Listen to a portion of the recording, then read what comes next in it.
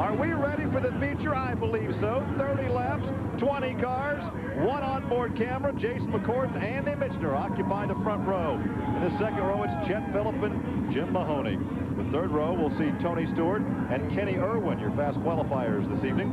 In row 4, Doug Coletta and Brad Armstrong. The fifth row on the inside, Greg Staub. Outside, Tim Cox. In row 6, Peter Coslino with the camera on board, Jack Hewitt. In row 7, Ryan Tyler and Ron Kohler. In the 8th row on the inside, Eric Gordon. Outside, Tice Carlson. In the 9th row, Bill Rose and Mike Blake. And rounding out the field, Trey House and Jeff Bloom as you ride with Peter Cozzolino. This is as calm as it's going to be all evening right here. That certainly is. Just before we get started with this feature event, I want to say offer our condolences to Kathy Albright, who works with Lindner Group. Her mom passed away this last week. I want to say hi to Eric Harrod. He's down in the Miami Burn Center. He's a young thunderhead, 14 years old, had a little problem, and so we want to say that to those two. As we talk about the fans with us this evening, we also say thanks and hello to Prime Star Cable Network by TCI. They have a large group here this evening. They fed us dinner earlier during their customer appreciation night. ESPN, of course, is on those channels available from Prime Star by TCI. So we're glad to have them along. Stewart and Irwin, those are the two guys you're going to have to watch. Stewart is in a V6. Irwin is in a V8. Sometimes he runs a V6. Tonight he's got a V8. Both of those guys were fortunate to breeze lightning in it. Well, here they go. The green flag is out. We are underway. The Thunder for 30 laps on the hills, the high banks of Winchester Speedway. Cleanly through 1 and 2 and down the backstretch. Looks like Chet Phillip down on the inside in that white car trying to get the measure, but out in front is Jason McCord. McCord's out in front. The good battle, though, is for 2nd, 3rd, 4th, and 5th right there. They go side by side and nose to tail off the corner. Chet Phillip goes to 2nd. 3rd already is Kenny Irwin. He is on the fly. Kenny Irwin has moved up. Oh, we got a car way up there, pretty high. That was Brad Armstrong, got way high, but he didn't hit the fence. He hung on to it pretty good. Cox got a little sideways there in the white 40 car.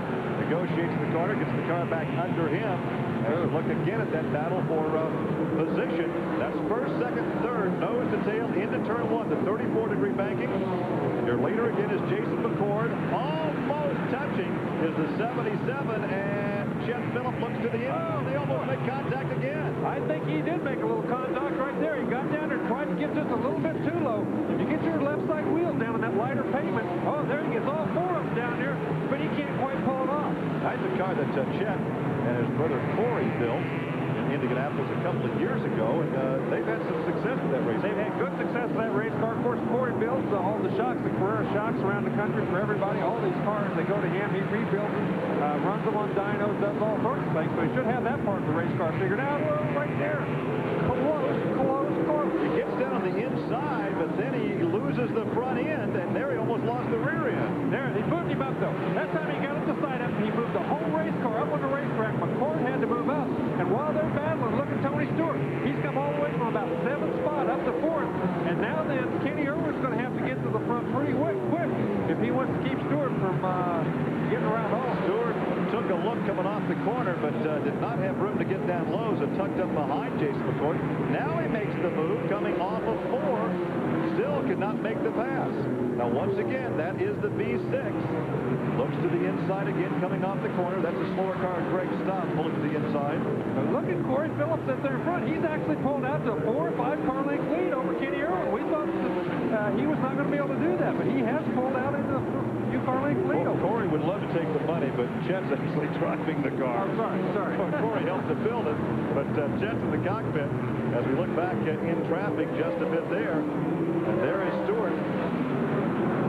Stewart has pulled up behind Irwin, but look at the gap between 1st and 2nd. There goes Chet Phillip under Kohler. Now you look all the way back. There is 2nd place right there. The battle on the inside is Stewart. On the high side in the black and orange cover. Look at the right front. Look at the right front, Irwin. That thing is pushing so bad, he's flipped to the right front clear off of that race car.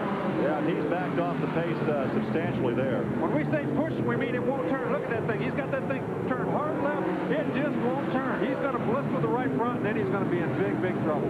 Remember, he watered that tire down after that heat, wanting to use the same tire he used in the heat race. Boy, that car's just not working. But look at the right front of Chet Phillips' car. The right front of that car is smoking as well. He's got a push condition in that thing. It doesn't want to turn. And if he blisters that right front, then that's going to open the door for Stewart to catch him. And there goes Mahoney on by Irwin. Remember, this is all new territory for these guys. And so they're not sure how the tire compounds will work under the stress of 30 laps. Car on the inside, of course, is Greg Staub. He's pulled down to the inside. Chet Phillips, though, really walking away from the field at this point. And look at the right front as he comes off here. Look at the right front. No, it didn't do it that time. Maybe he's got it fixed. Maybe he found a different way to run the racetrack. But it's, there it is. See it smoking right there? He's got the right front smoking, too. We'll have the cross flags the next time by, so we'll have half the race in and half the race to go. And now maybe with the V6 a few pounds lighter, that should be to the advantage of Tony Stewart. Well, I don't know that it's the weight. I think it's just the fact that Chet Phillips, got this thing pushing just a little bit. Obviously, Kenny Irwin had way too much push built in his race car. You can see right there that Chet's having a little bit of the same trouble, and look at Stewart. He's gaining on it. Well, he pulls up behind the Zero car. That's Brian Tyler in the Zero car. He's caught. He's going to try to get down underneath him. Several guys are coming in the pits. We see the 40 car of Cox, the 99 car of Armstrong, the 6 car of Bloom. So a number of guys have pulled off the racetrack, and here is the battle for the lead. Oh, we got a car in the wall. Oh, another car almost hits him. That was Cleta that came by there, almost hit him. Greg Staub is the driver involved in the yellow 44 from Cincinnati, Ohio. We have 17 laps complete, and we had a battle for the lead heating up. 17 laps are now complete. Greg Staub remains in the cockpit, but he appears to be okay, Larry. Yeah, it doesn't look like he took a real hard hit. He went up there and banged the wall, but it didn't look nearly as hard as some of the other crashes that we've seen here earlier in the night. Well, I think we may be able to show you this again. Watch the yellow 44 car. He's clear down on the inside. Something broke. That thing just made a right-hand turn. Something broke on the race car. He's down there kind of staying out of everybody's way. Luckily, those 3 guys got... No, he didn't. He got hit. He got hit right there. Yeah, he got hit as they went by, and he just turned him right into the fence. He was down there way out of everybody's way. He really was causing nobody any trouble down there, and I don't know who that was that hit him, but they weren't watching very closely. Looky here. You've got Irwin in the pits. We talked about the right front, and they're going to change that right front. Irwin had been running 1, 2, 3, 4, 5, 6th position. Yeah, he's just smoking that right front, burning it off. But he was 6th and going backwards real fast. Believe me, he was headed for about 15th in a hurry. And now then, you see that they've gone to those lug nuts instead of to the knockoffs to save weight. You don't have one knockoff, and it takes a long time to change a tire when you use a system like that, even though it is lighter. But you can't switch them in a big hurry like you used to be able to. Dave?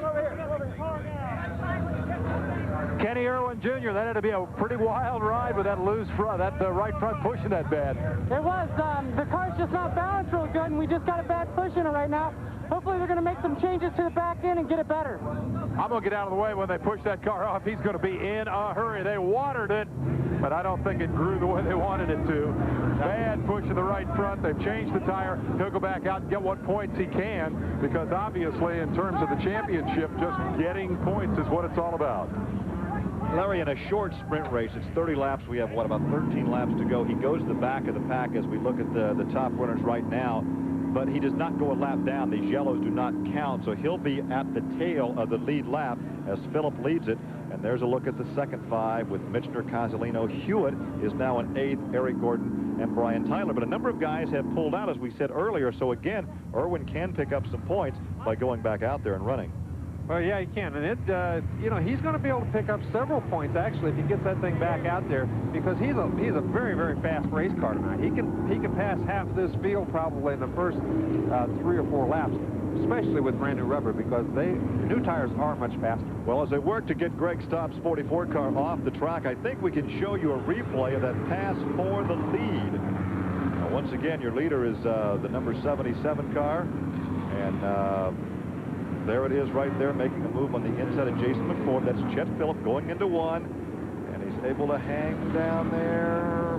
See, he just moved him up. And he got up the side of him. He just moved him up, went right on by him, and took Kenny Irwin with him. And Tony Stewart tried to do the same thing, tried to get under him, but it took him a little bit longer. He couldn't quite suck through there when those other 2 guys moved him out of the way.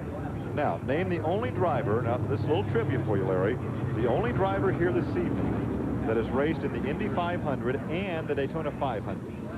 Yes, Philip. Well, all right. Well, he's on camera. I mean, way to give it away, Dave.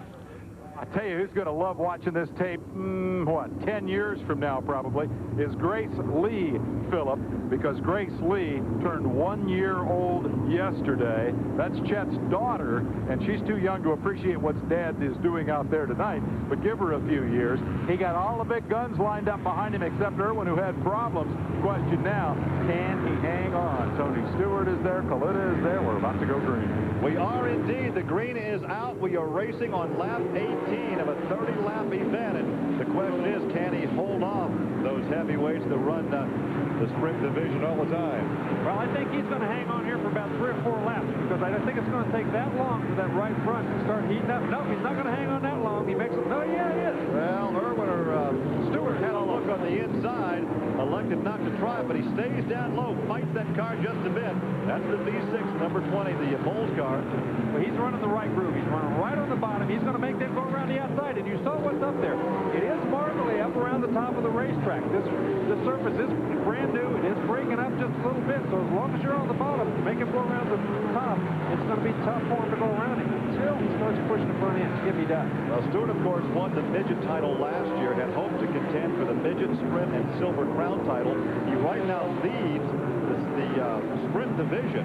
This could pad his lead just a bit if he can pick up the victory here this evening. Stewart's making the right move. He's running up in the middle of the racetrack, in the middle of the corner. Watch him as he goes in here. He's going to run up real high and try to diamond down under him. That's the right way to do it. He didn't do it that time. He did it last time. But that's the right move. Chet Phillips is just too fast right now for him to make that move and pull it off. Well, of course, the diamond pattern is the pattern preferred here and in Salem in southern Indiana, where, as you say, you go up high in the corner, you just kind of turn left, drive off the corner, drive off the banking.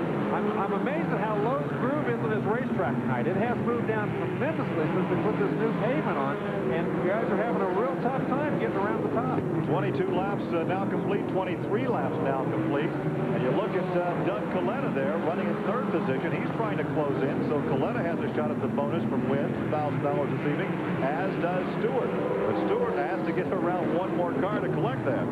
Yeah, Chet Phillips is doing a masterful job. He's doing exactly what he has to do. He's running right in the fastest place in the racetrack. He's going to make Tony Stewart go above him and below him, but he's not going to let him go by him right smack in the middle of the groove. You know, I think it's a case of being able to catch the car but not pass the car. In fact, Stewart may be a bit quicker right now than Phillips, but Phillips is making the car very wide in the groove he's running.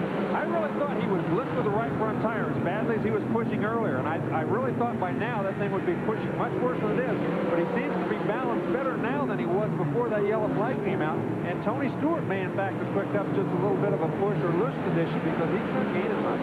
Well, back there at the back of that line is that black number 2. That is Jim Mahoney. He has won here before, and he now is battling for the 4th spot, trying to get under Jason McCord. All Look five at of this, them. all 5 nose to tail. And McCord and Mahoney are both gaining on Kalita. Those two cars are faster than the front 3 cars right now as they're moving up behind Kalita, and Mahoney really seems to be the fastest guy on the racetrack at this point. I don't think that Mahoney has enough time, though, in the waning laps now. They're working on lap 28. Not much time left, but the traffic is going to help. The traffic is going to help Chet Phillips hang on to that lead. Kalita now seems to be give a big charge in the middle as the white flag comes out. All right, last chance. Let's see whether you have. If you got the card, show them. Halfway down the backstretch. No, I don't think that Mahoney has a shot now. Chet Phillips has done a masterful job. He drove that thing absolutely perfect, and he pulled on the win. It's really not even I expected. As good as he is, as many races as you run, I really thought Tony Stewart. Look at him, he's a happy man. Well, you know, I like to see this enthusiasm. So often the driver is excited inside, but really doesn't show it externally. And I like to see that enthusiasm. I was watching the crew as you were watching him take the checker flag, and they were jumping up and down. So he did a smart job of saving that right front. He's a very, very quiet guy. He's very unassuming. He doesn't say very much.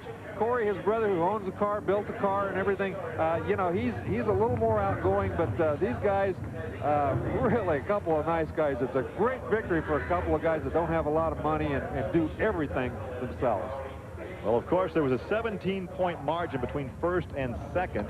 And right now, that'll be just about the same because Stewart was second and Coletta was third. And of course, you look at a guy that has just a ton of experience in Winston Cup. He's raced Indy cars, built this sprint car with his brother. But he's so quiet and unassuming. You know, you never hear much about him. I mean,